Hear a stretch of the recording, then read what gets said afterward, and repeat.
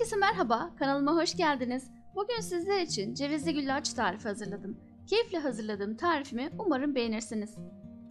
Öncelikle uygun bir tencereye sütümüzü alalım.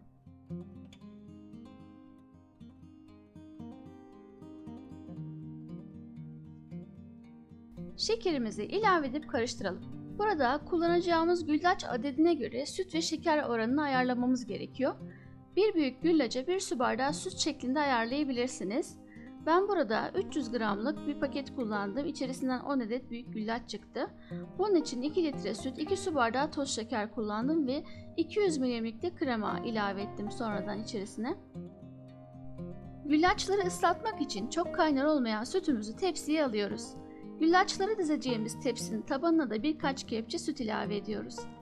Öncelikle bir güllacı 4 eşit parçaya ayırıp tek tek tepside ıslatıp diğer tepsiye yerleştiriyoruz.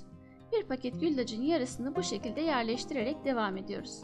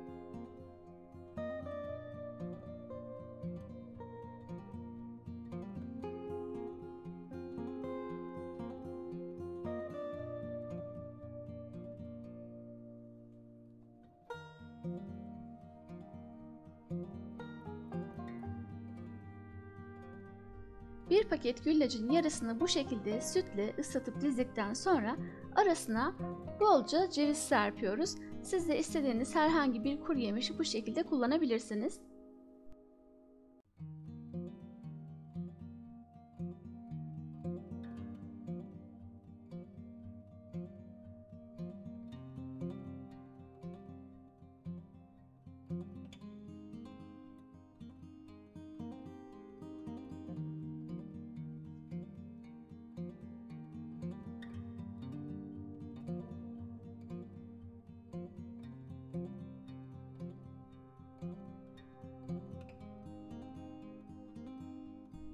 Kalan yarım paket güllacı da yine aynı şekilde sütle ıslatarak tepsiye yerleştiriyoruz.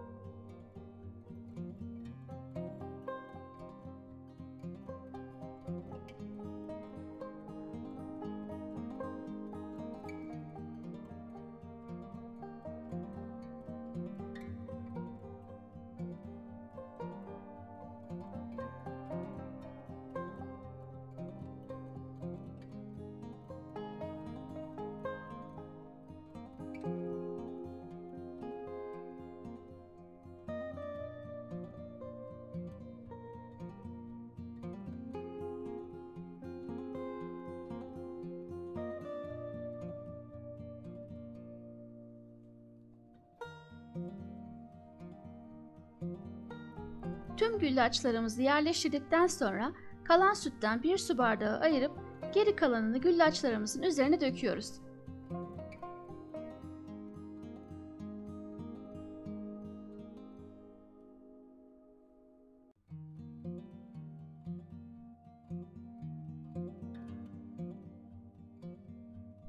Bir gün dolapta dinlendirdikten sonra ayırmış olduğum 1 bardak sütümü güllaçlarımın üzerine gezdiriyorum.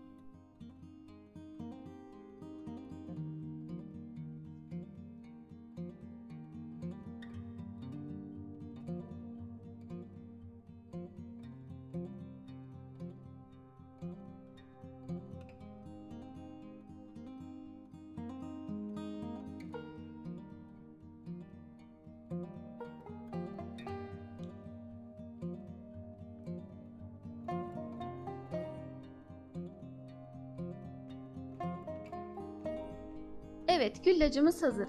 Cevizle süsleyerek servis yapabilirsiniz. Tarifimi buraya kadar izlediğiniz için hepinize çok teşekkür ediyorum.